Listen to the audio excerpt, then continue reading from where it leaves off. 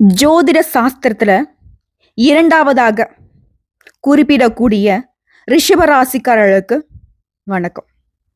ரிஷபம் அப்படின்னாவே காளையை தன்னுடைய சின்னமாக வச்சிருக்கீங்க. காளை அப்படின்னாக்க கணம் அப்படின்னு சொல்லுவோம் இல்லையா? யாருடையது? சிவபெருமானுடைய பர்சனல் செக்ரட்டரி.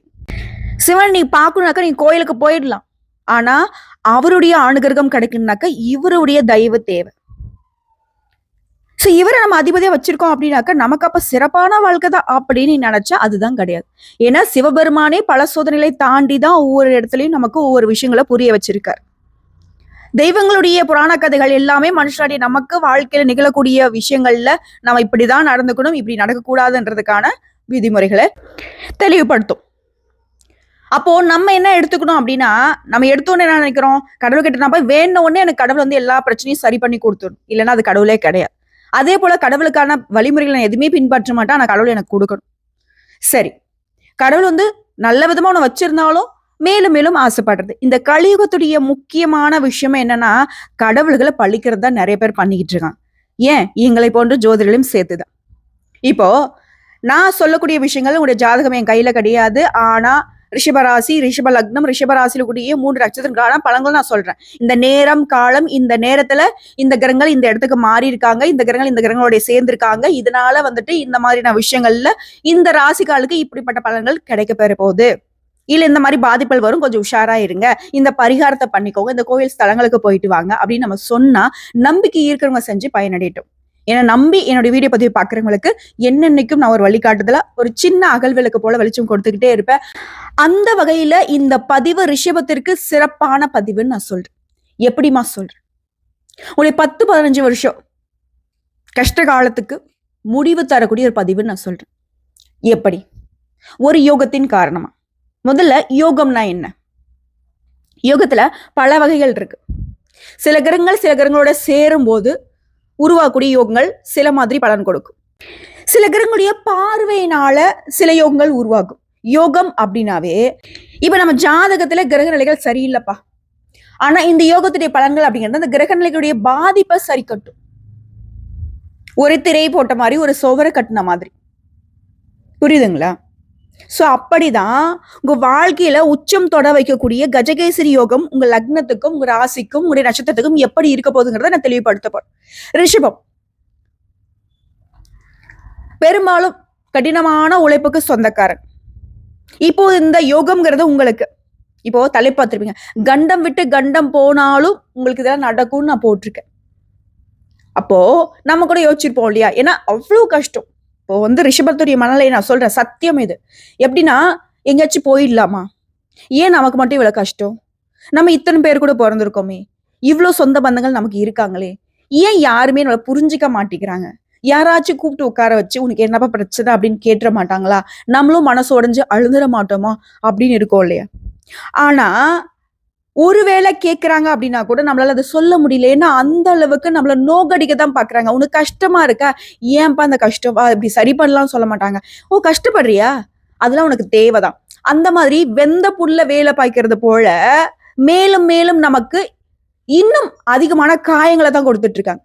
ஓ, நீ உனக்கு பட்ட காயம் வந்து ஆறி போச்சா, வா உனக்கு கொஞ்சம் தோண்டி விடுறான் அப்படிங்கிற மாதிரி இல்லையா? சோ இதனாலவே என்னோட கஷ்டம் என்னோடய போகட்டும், நான் யார்ட்டையும் சொல்ற மாதிரி இல்லை. யார் என்ன வேணா பேசிட்டு போங்க, அசிங்கப்படுத்துங்க, அவமானப்படுத்துங்க, என்ன வேணா பண்ணுங்க. நான் எனக்கான பாதைய கடவுளுடைய அனுகிரகத்தினால, கடவுளுடைய நம்பிக்கையினால நான் போயிட்டு இருக்கேன் அப்படின்னு வாழ்றதுதான் ரிஷபம். சோ இப்படிப்பட்ட மனக்குமுறலோட வாழக்கூடிய ரிஷபத்திற்கு இப்போ அடுத்த 40 நாட்கள்ல இந்த கஜகேசரி யோகம்ங்கிறது மிகப்பெரிய யோகத்தை கொடுக்க போகுது. குறிப்பா ரிஷப ராசிக்கு உங்க வாழ்க்கையை மாற்றக்கூடிய அதிர்ஷ்டமும் செல்வ கடாட்சமும் கிடைக்க போகுது. இந்த விசேஷ யோகத்தின் காரணமா சகல விஷயங்கள்லயுமே முதன்மையானவர்களாக நீங்க திகழ போறீங்க. ஒரு மனுஷனுடைய வாழ்க்கையில சில பேர் வந்து பிறவிலேயே பானின் சில்வர் ஸ்பூன் சொல்லுவாங்களே, அது போல நல்ல சகல வசதிகளோட நல்ல பணக்கார குழந்தையா பிறப்பாங்க, வளருவாங்க, நல்ல வசதி வாய்ப்புகளோட அனுபவிப்பாங்க. ஆனா சாமானியமா நம்மளை போல பிறந்த குழந்தைகள் என்ன பண்றோம், திடீர்னு முன்னேற்றம் ஏதாவது வந்திருந்தாவும் உண்டு, சட்டுன்னு ஒரு நாள் நம்ம வாழ்க்கையை அதிர்ஷ்டமா மாறினாதான் உண்டு இல்லையா? அப்படிப்பட்ட திடீர்னு அதிர்ஷ்டகரமா ஒரு நாள் அப்படிங்கிறது உங்களுக்கு இந்த விசேஷ யோகத்தினால கிடைக்க போகுது. இந்த அமைப்பை பொறுத்து பொதுவா வந்துட்டு யோகம் அப்படிங்கிறது ராஜயோகம், விபரீத ராஜயோகம், ருஷக யோகம், பத்ரா யோகம், சசயோகம், மாளவி யோகம்னு சொல்லிட்டு நிறைய விதமான யோக நிலைகள் ஜோதிடத்துல நாங்க சொல்லுவோம். இதுல குறிப்பிடத்தக்கது கஜகேசரி யோகம்.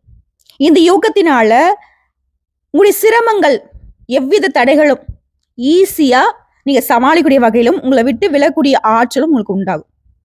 இதனால வாழ்க்கையில சுலபமா வெற்றி பெற்று உச்சியை தொடுவீங்க. அற்புதமான இந்த யோகத்தை பத்தி இப்போ நான் விளக்க போறேன். அதாவது கஜம் அப்படின்னாவே குருங்க, கேசரினா சந்திரன். குரு மற்றும் சந்திரன் இந்த 2 கிரகங்களும், சுபகிரகங்களான இந்த 2 பேரும் ஒன்றிணைவதனால இந்த யோகம் உருவாகுது. இது மனுஷனுக்கு செல்வம், அறிவு, உயர்ந்த பதவி, அனைத்து விதங்கள்லையுமே தெய்வ அனுகூலத்தையும் சேர்த்து கொடுக்க போகுது. இப்ப இன்னும் ஒரு சிலர் வந்து பாத்தீங்கன்னா, அட போமா நீ அது வரும் இது வரும்னு சொல்றானா எங்களுக்கு எதுவுமே நடக்க மாட்டேங்குதே அப்படின்னு ஒரு சிலர் சொல்லுவீங்க. இப்போ உங்களுக்கு வந்து பார்த்தீங்கன்னாக்கா லக்னம் மாறுபடும். அது ஒரு பக்கம் இருந்தாலும் நம்ம சொல்லக்கூடியது 100க்கு 75% பொதுவான பலன்கள்.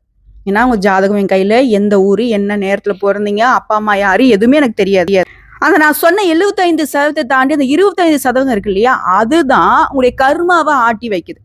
இந்த மாதிரினா அதிர்ஷ்ட பலன்கள் கூட அதான் சொல்லுவாங்க இல்லையா, குபேரனும் லக்ஷ்மி தேவியும் உங்க வீட்டுல வந்து உட்கார்ந்தாலே உன் கடன் தீராதுரா, உன் தத்ரம் உன்னை விட்டு விலகாதுரா அப்படின்னு சொல்லுவாங்க இல்லையா. அது போல அமைப்புகள்ல உங்களுக்கு பாதிப்பை கொடுக்கும்.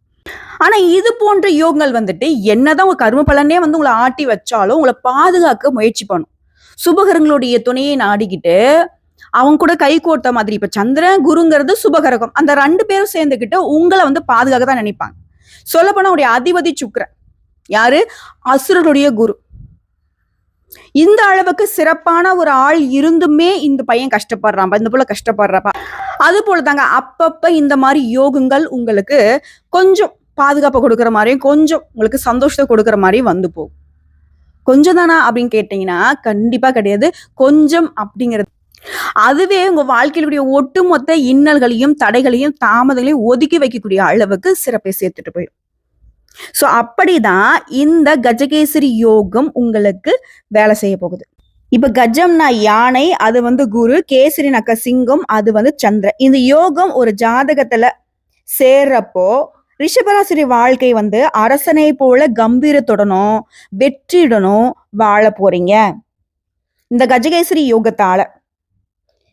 ஆல்ரெடி வந்து பாத்தீங்கன்னா கடகராசியில குரு இருக்காரு, அந்த இடத்துக்கு சந்திரன் போறாரு. சந்திரனுடைய சொந்த வீடு கடகம். நம்ம ஊரெல்லாம் சுத்தலாம், உலகமெல்லாம் சுத்தலாம், எவ்வளவு வேணா அனுபவிக்கலாம். ஆனா சொந்த வீட்டுக்கு வர்றது ஒரு சந்தோஷம் இல்லையா, அது போலதான் ஆல்ரெடி குருவிற்கு வந்து கடக வீடு ரொம்ப உச்ச வீடு, ஓகேங்களா. அங்க அவர் இருக்கிறதே வந்து பாத்தீங்கன்னாக்க ஆல்ரெடி வந்து ஹன்ஸ் மகாபுருஷ ராஜயோகத்தை உருவாக்கி வச்சிருக்காரு.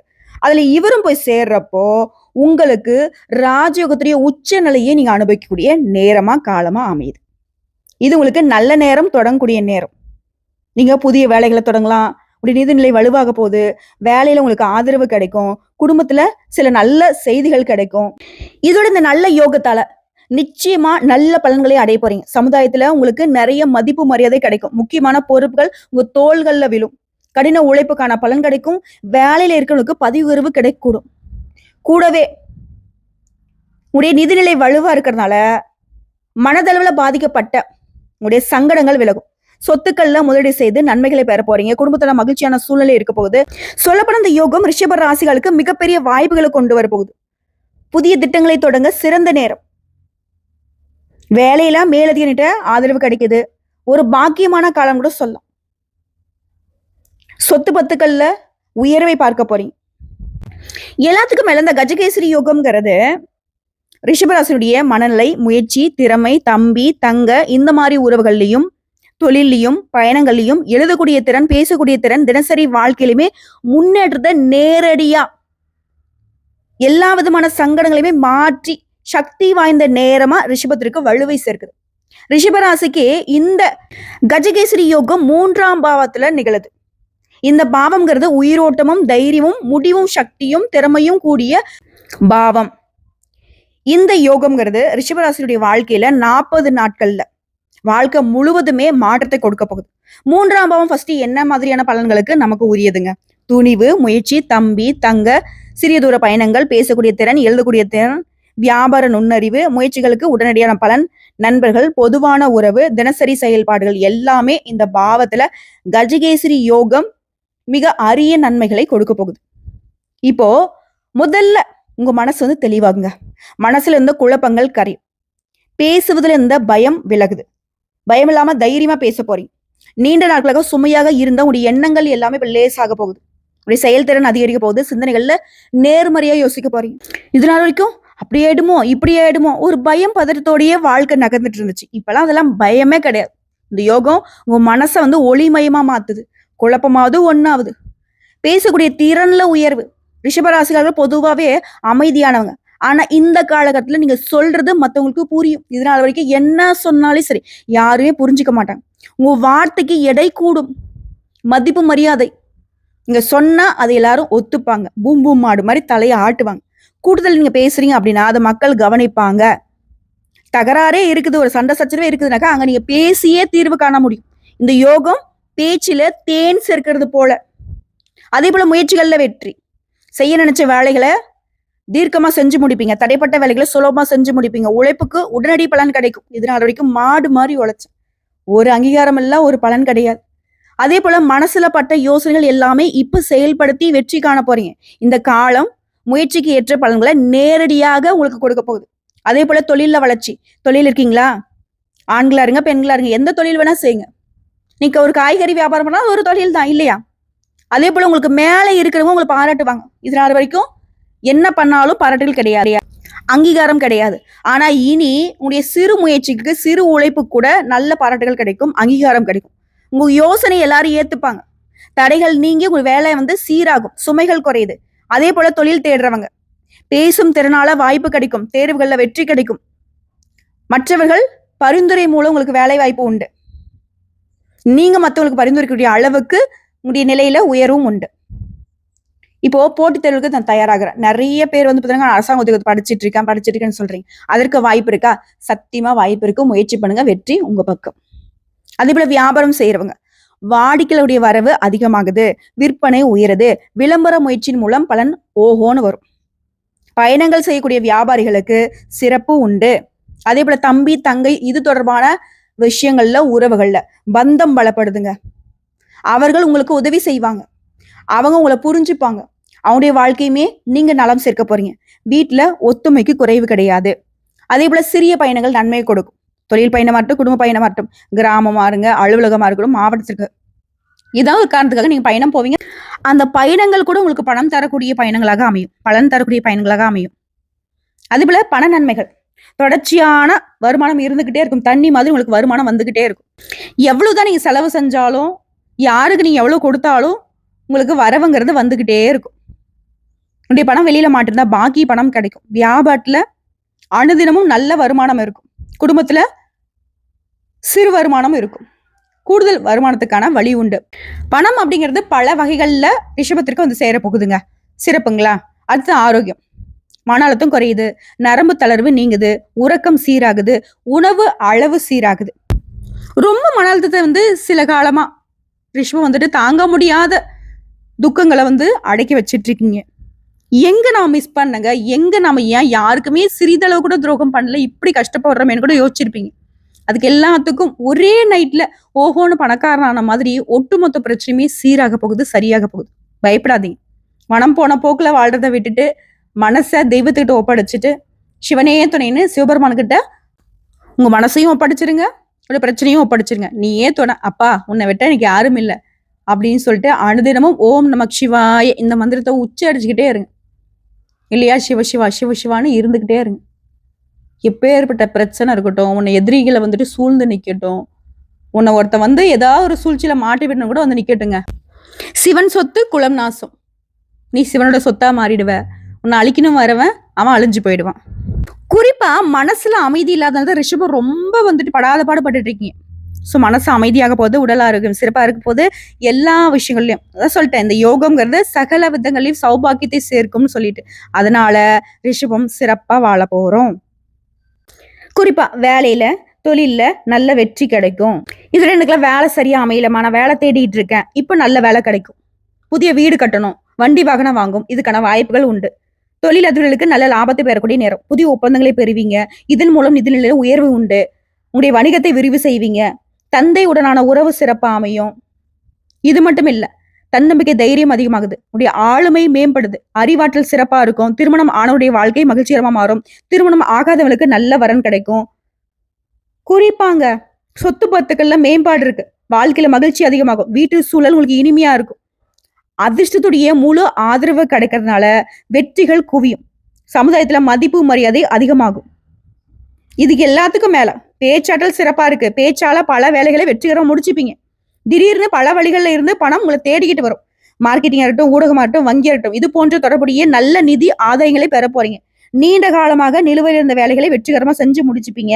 வேலையில இருக்கீங்க அப்படின்னாக்கா சம்பள உயர்வு கிடைக்கிறதுக்கு வாய்ப்பு இருக்கு. திட்டமிட்ட வேலைகள் அனைத்தையுமே வெற்றிகரமா செஞ்சு முடிச்சுப்பீங்க. நிறைய பணத்தை சேமிக்க முடியும். அதே போல காதல் உறவு வெற்றிகரமா திருமணத்துல முடிவடையும்.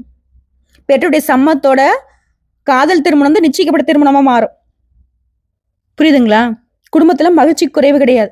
இந்த காலகட்டத்துல என்னென்ன வேணும்னு நினைச்சீங்களோ, என்னென்ன உங்களுக்கு கனவா இருந்துச்சோ அது எல்லாமே உங்களுக்கு கை சேரக்கூடிய நேரம். இப்ப எல்லா விதமான பிரச்சனைகளும், கடந்த கால பிரச்சனைகள் எல்லாத்துக்கும் முடிவு கட்டிடுவீங்க.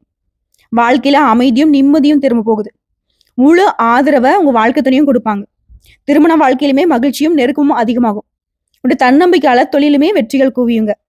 கடந்த காலங்களில் தடைப்பட்ட வேலையா இருக்கட்டும், என்ன வேணா இருக்கட்டும், தடை அப்படின்ற விஷயங்கள் எல்லாமே உடைப்படுதுங்க. ஸோ இப்படிப்பட்ட இந்த யோகங்கள் தரக்கூடிய பலன்கள் எல்லாமே உங்களுக்கு நிலைச்சிருக்கு. நீங்க செய்ய வேண்டிய பரிகாரம் சந்திர பரிகாரம். திங்கட்கிழமையில பால் மற்றும் தண்ணீர் அபிஷேகம் நவகரங்களை வெற்றி கூட சந்திர பகவானுக்கு செய்யுங்க. அதே போல சிவபெருமானுக்கு, ஏன்னா நிலா வந்து தன்னுடைய அலங்கார அணிகலனா அணிஞ்சிட்டு இருக்கக்கூடிய சிவபெருமான திங்கட்கிழமை தோறும் பால் அபிஷேகம் செய்யுங்க, தண்ணீர் அபிஷேகம் செய்யுங்க. அபிஷேகத்தை செய்யறதுனால உங்களுக்கு அதிர்ஷ்டம் உண்டு. அதே போல சந்திரசேகரர், சோமநாதர்னு சொல்லக்கூடிய சிவன் கோயிலுக்கு போயிட்டு வாங்க. சிவபெருமானுக்கு வில்வ அர்ச்சனை பண்ணுங்க. அதே போல குரு பரிகாரம், வியாழக்கிழமைகள்ல மஞ்சள் நிற உடை அணிந்து நவகரங்களை வெற்றக்கூடிய குரு பகவானுக்கு மஞ்சள் வஸ்திரம் சாற்றி வழிபாடு பண்ணுங்க. தீபம் ஏற்றி ஆலங்குடி குருஸ்தலம் போயிட்டு வாங்க. பசுமாடுகளுக்கு உணவு கொடுங்க. இந்த 3ஆம் பாவத்தை வலுப்படுத்த நீங்க செய்ய வேண்டிய முக்கிய பரிகாரம் சொல்றேன். இது வந்து ஒரு பேனா எடுத்து நோட் பண்ணிக்கணும். படிக்கக்கூடிய மாணவர்கள் இருக்காங்க இல்லையா, படிக்கிறதுக்கு ரொம்ப கஷ்டப்படுவாங்க பாத்தீங்களா, ஏழை எளிய மாணவர்கள், அவங்களுக்கு நோட்டு புத்தகம் தானம் கொடுங்க. அதே போல உங்களுடைய தம்பி தங்கைகள் சந்தோஷம் படும்படி சின்னதா உதவி பண்ணுங்க. இந்த 2 விஷயத்தை செஞ்சுட்டா அவங்களுடைய 3ஆம் பாவத்தை நேரடியா பலப்படுத்திடலாம். இப்போ வந்து யோசிப்பீங்க, யாரு என்னுடைய தம்பி தங்கச்சியா, நான் வந்துட்டு அவங்கள சந்தோஷமா வச்சுக்கிறதா, அவங்க தான் முதல்ல எதிரியா இருக்காங்க. சரி, ஓகே, நான் கஷ்டப்பட்டாலையும் பரவாயில்ல, அவங்கள சந்தோஷமா வச்சுக்கிறேன். ஒரே ஒரு விஷயம், அவங்கள சந்தோஷமா வச்சு பாருங்க, உங்களுக்கு கஷ்டங்கள் தன்னால சரியாயிடும். அதே போல நீங்க வீட்டுல செய்ய வேண்டிய பரிகாரம், வீட்டுல திங்கட்கிழமையில் தோறும் சிவபெருமானுக்கு தீபமேற்றி வழிபாடு பண்ணுங்க. அதே போல வியாழக்கிழமையிலுமே காலை மாலையில குரு பகவானுக்கு தீபமேற்றி வழிபாடு பண்ணுங்க. வீட்டுல சின்ன சத்தமோ தகராறோ சண்டை சச்சரவு இருக்கக்கூடாது. முடிஞ்ச அளவுக்கு ஆல்ரெடி இருக்கக்கூடிய பிரச்சனைகளை சரி கட்ட பாருங்க. குடும்ப அமைதியை நீங்க பேணி பாதுகாத்துட்டாவே ரிஷபம் வெற்றி தான். அதே போல நீர் நிரம்பிய கூடத்துல துளசிலை போட்டு வைங்க. வீட்டுல பேசுறப்போ நிதானத்தை கடைபிடிங்க. இந்த நேரத்துல செய்யவே கூடாது. சின்ன விஷயத்து கூட கோபம் வரும். கோபதாபங்களை முழுமையா தவிர்க்கணும். தம்பி தங்கை கிட்ட கடுமையான வார்த்தைகளை பயன்படுத்தக்கூடாது. அதே போல பயணத்தின் போது அசட்டு தராம இருக்கக்கூடாது, கேர்லெஸ்ஸா இருக்கக்கூடாது. எங்க போறோம், ஏது போறோம், இந்த வேலை வந்து போனா முடியுமா, அந்த திட்டமிடுதலோட நம்முடைய எடுத்துட்டு போற உடைமைகளையும் பாதுகாத்து போயிட்டு வரும். இரவு நேரம் தேவையில்லாம வெளியில போறது வர்றது இருக்கக்கூடாது. இரவு நேர பயணங்களை சுத்தமா தவிர்க்கணும். யாரையுமே தப்பா புரிஞ்சுக்காதீங்க. முடிஞ்ச அளவுக்கு அவங்க தப்பானவங்களாவே இருந்தாலும் சரிங்க, நல்ல விதத்துல அவங்கள அணுகுங்க. பிடிக்கலையா ஒதுங்கிடுங்க. ஆனா யாரை பத்தியும் விமர்சனம் பேசக்கூடாது. முடிவை என்ன சொல்றேன்னாக்கா, ரிஷப ராசிகளுக்கு இந்த கஜகேசரி யோகம் உங்களுக்கு வாயை திறக்க வைக்கும் யோகம். இதனால வரைக்கும் பேச முடியல, கை கட்டி வாய் பொத்தி நிக்கக்கூடிய நிலையில இருந்துச்சு. பேசும் திறன், முயற்சிக்குண்டான பலன், திறமை, வழிபாடு, தைரியம் அனைத்துமே அடுத்த 40 நாட்கள் ஒரு மலர் போல மலர்ந்து நிற்க போகுது. உடைய முயற்சிகள் இப்போ வெல்ல போகுது. உடைய வார்த்தைகளுக்கு இப்போ மதிப்பு மரியாதை கூட போகுது. உங்க வாழ்க்கையில இப்போ நீங்க தலை நிமிர்ந்து நிற்கக்கூடிய நேரங்க. என்னங்க ரிஷப ராசிக்காரங்களே, இந்த கஜகேசரி யோகம் கடகராசியில உருவாகுது. உங்க வாழ்க்கையில உள் உணர்வுக்கும் சரி, வெளி பயணத்துக்கும் சரி, ஒரே நேரத்துல வெளிச்சம் உண்டாக்கூடிய அரிய நேரம். இந்த 40 நாட்கள்ல எல்லா விதங்கள்லுமே உங்களுக்கு அதிர்ஷ்டம் உண்டு. ரிஷபத்திற்கான அதிர்ஷ்ட கதவு திறக்கப்பட்டிருக்கு. இது வெறும் யோகம் இல்லை, ரிஷபராசியுடைய தூங்கி கிடந்த அதிர்ஷ்டத்தை எழுப்பக்கூடிய நேரம். நீ பேசக்கூடிய வார்த்தைக்கு பலன் உண்டு. நீ நினைக்கூடிய எண்ணங்கள் செயலாகும். முயற்சி உயர்வை கொடுக்கும். சந்திரன் மன அமைதி, குருவின் ஞான ஒளி ரெண்டுமே சேர்ந்து உங்க வாழ்க்கையில புதிய தீர்மானம், புதிய திசை, புதிய வெற்றிகளை உருவாக்க போகுது. அடுத்த 40 நாட்கள் உங்க வாழ்க்கையில உங்களுடைய மனம் திறக்கக்கூடிய காலம், வாய்ப்புகள் வரக்கூடிய காலம், உங்களுடைய முயற்சிகள் வெல்லும் காலம். இதை மட்டும் நினைச்சுக்கிட்டு எல்லாமே எனக்கு நல்லதா நடக்கும்னு மட்டும் யோசிங்க. அப்புறம் பாருங்க, இது உங்களுக்கான நேரம், உங்களுடைய வெற்றிக்கான காலம், ஒரு வாழ்க்கை மாற்றும் ஒளிக்கான காலம்.